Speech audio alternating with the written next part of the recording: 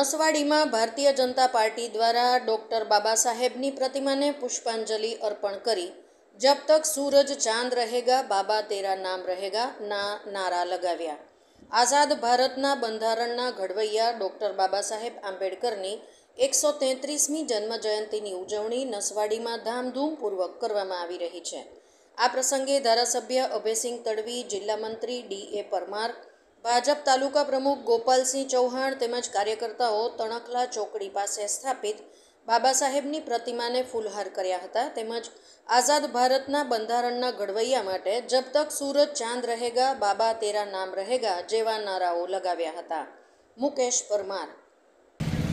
ભારત વિધાતા ભારતના બંધારણના ઘડવૈયા ડૉક્ટર બાબા સાહેબ આંબેડકરજીની જન્મજયંતિ નિમિત્તે નસવાડી મંડળ વતી સશસ્ત્ર પ્રણામ। આજના કાર્યક્રમમાં ડૉક્ટર બાબા સાહેબ આંબેડકરજીની પ્રતિમા ઉપર પુષ્પાંજલિ માટે સંખેડા વિધાનસભાના ધારાસભ્ય સહિત મંડળના પ્રમુખ, મંડળના કાર્યકર્તાઓ ઉપસ્થિત રહ્યા હતા। આજના દિવસે એમને ખૂબ ખૂબ નમન। ડૉક્ટર બાબા સાહેબ આંબેડકર ભારતનું બંધારણની સભાના મુખ્ય માણસ હતા અને તેમણે ખૂબ જ સઘન અભ્યાસ કરીને ભારતનું બંધારણ બનાવ્યું હતું। એમના બંધારણ થકી જ આજે આપણે એમની પ્રતિમા સામે ઊભા છે।